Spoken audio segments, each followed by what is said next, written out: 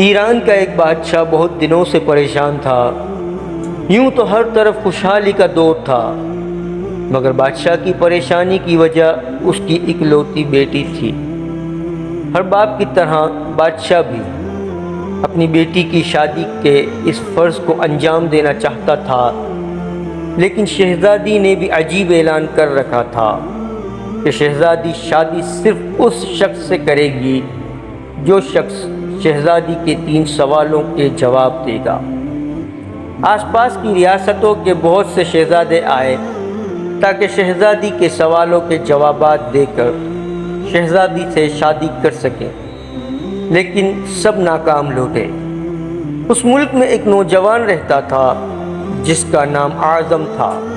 اس نوجوان نے اپنے باپ سے کہا کہ وہ بھی اپنی قسمت آزمانا چاہتا ہے۔ اعظم کے والد ایک عالم تھے اور برسوں سے لوگوں کے دین علم پھیلا رہے تھے۔ ملک فارس کا وزیر اعظم، بڑے بڑے قاری اور شہر کا قاضی بھی ان کا شاگرد تھا۔ اعظم کے باپ نے اپنے بیٹے کی خواہش دیکھی تو کہا کہ بیٹا، اگر تو تم ناکام لوٹے تو تمہارا کچھ نہیں جائے گا، لیکن لوگوں کو باتیں کرنے کا موقع مل جائے گا اور باتیں بنائیں گے کہ ایک عالم کا بیٹا ناکام ہو گیا۔ اعظم اپنے والد سے کہنے لگا کہ بابا، بڑے بڑے شہزادے ناکام ہو کر لوٹ گئے، تو اگر میں بھی ناکام لوٹا تو کیا ہو جائے گا؟ یہ تو مقابلے کی دوڑ ہے، کوئی نہ کوئی تو جیتے گا، اور شاید یہ خوش نصیبی میرے مقدر میں ہو اور میں جیت جاؤں۔ آخر باپ کو اپنے بیٹے کی ضد ماننی پڑ گئی۔ اعظم اپنے والد کی نیک تمنائیں لے کر خوشی خوشی محل کی طرف چل پڑا۔ جنگل کی آگ کی طرح یہ خبر شہر بھر میں پھیل گئی اور لوگوں نے محل کا رخ کر لیا۔ مقابلے کے وقت بادشاہ کا محل شہر کے لوگوں سے کھچا کھچ بھرا ہوا تھا۔ بادشاہ تخت پر بیٹھا اور ملکہ عالیہ بھی محل میں موجود تھیں۔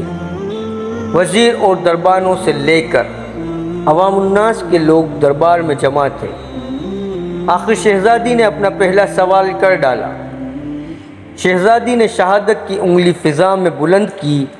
یہ دیکھ کر اعظم خاموش ہوا اور کچھ لمحے بعد شہادت والی انگلی کے ساتھ والی انگلی فضا میں بلند کی۔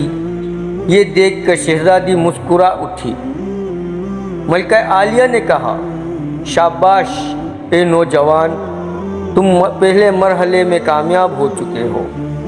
دوسرے سوال کے لیے شہزادی اپنی جگہ سے اٹھی اور ہاتھ میں تلوار لے کر ہوا میں لہرانے لگی۔ یہ کرنے کے بعد شہزادی واپس اپنی جگہ پر بیٹھ گئی۔ وقت کے بادشاہ سمیت ہر درباری اور مجمع کی نگاہیں اعظم پر تھیں کہ کیا اعظم اس مشکل سوال کا جواب دے پائے گا یا نہیں۔ اسی دوران اعظم کھڑا ہوا اور اپنی جیب سے قلم نکال کر فضا میں بلند کر دی۔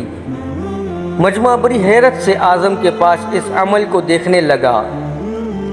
اسی دوران ملکہ عالیہ بولی، اے نوجوان، مبارک ہو، تم نے اپنی ذہانت کے بڑے اچھے سے استعمال کرتے ہوئے اس سوال کا جواب بھی درست دیا ہے اور تم یہ مرحلہ بھی جیت چکے۔ ملکہ کا یہ کہنا تھا کہ سکتہ کی حالت میں موجود سارا دربار مبارک ہو اعظم، مبارک ہو اعظم کی آواز سے گونج اٹھا۔ شہزادی سے پوچھے جانے والے 2 سوالات کیا تھے اور ان کے جوابات کیا تھے؟ ہر شخص یہی سوچ رہا تھا کہ شہزادی نے کیا پوچھا اور اعظم نے کیا جواب دیا۔ لوگ ان سوالات اور ان کے جوابات کا مطلب جاننا چاہ رہے تھے کہ اسی دوران شہزادی نے تیسرا سوال بھی کر ڈالا۔ شہزادی اپنی نشست سے اٹھی اور تیزی سے سیڑھیاں چڑھنے لگی اور پھر واپس تیزی سے سیڑھیاں اتر کر اپنی نشست پہ آ کر بیٹھ گئی۔ یہ سوال بڑا عجیب و غریب تھا۔ دربار میں ہر طرف خاموشی کا پہرا تھا۔ لوگوں کے دل کی دھڑکنیں بے ترتیب ہو چکی تھیں کہ کیا اعظم اس سوال کا جواب دے پائے گا یا نہیں۔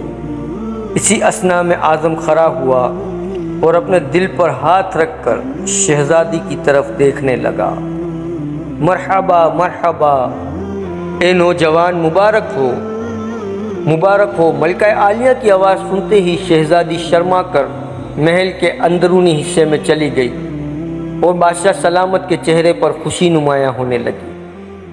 محل مبارکبادوں سے گونجنے لگا اور لوگ خوشی سے جھومنے لگے کہ ایک عالم کا بیٹا بازی لے گیا۔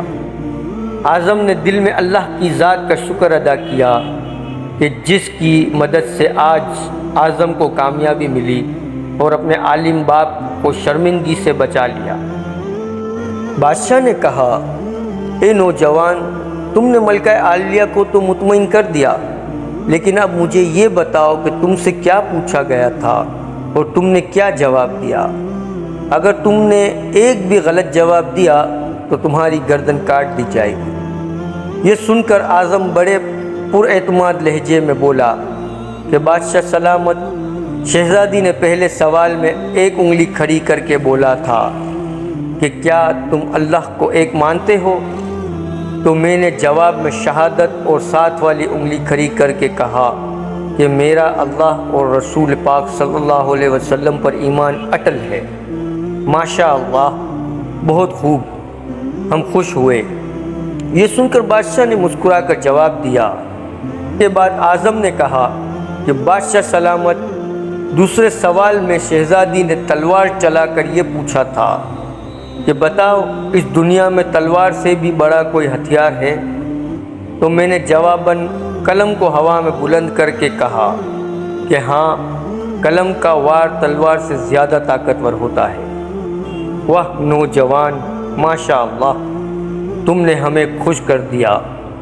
واقعی تم نے ثابت کیا کہ جاہ و جلال، دولت و حشمت کے علم کے سامنے کوئی حیثیت نہیں۔ اب یہ بتاؤ تیسرا سوال کیا تھا؟ بادشاہ نے بڑے پیار سے پوچھا۔ اعظم آسمان کی طرف نگاہ دوڑاتے ہوئے کہنے لگا کہ شہزادی تیزی سے سیڑھیاں چڑھی اور پھر اتنی ہی تیزی سے اتر کر واپس تھک کر بیٹھ گئی۔ اس سوال میں شہزادی نے پوچھا تھا کہ میں تھک گئی ہوں، لیکن میرے جسم کی کون سی ایک چیز ایسی ہے جو نہیں تھکی؟ تو میں نے جواباً دل پر ہاتھ رکھ کر کہا کہ دل، کیونکہ دل ہی انسانی جسم میں وہ واحد چیز ہے جو پیدا ہونے سے لے کر موت کے آنے تک متواتر دھڑکتا رہتا ہے اور نہیں تھکتا۔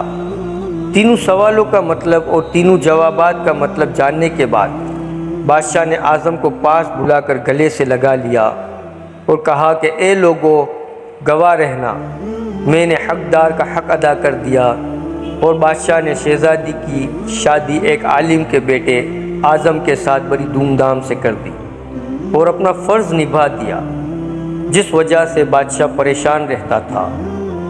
یوں اعظم اور شہزادی ہنسی خوشی زندگی بسر کرنے لگے۔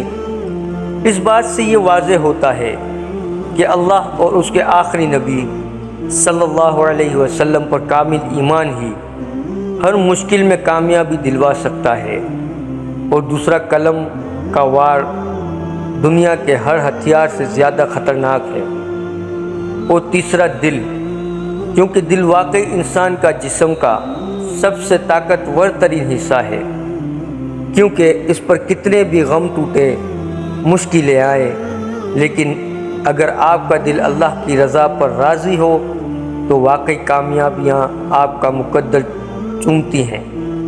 جزاک اللہ خیرہ۔ ویڈیو پسند آئی ہو تو لائک اور شیئر ضرور کیجیے گا، اور چینل پر اگر نہیں تو سبسکرائب کر کے بیل نوٹیفیکیشن آن کر دیں تاکہ آنے والی سبق آموز ویڈیو کی نوٹیفیکیشن سب سے پہلے آپ تک پہنچتے رہے۔ شکریہ۔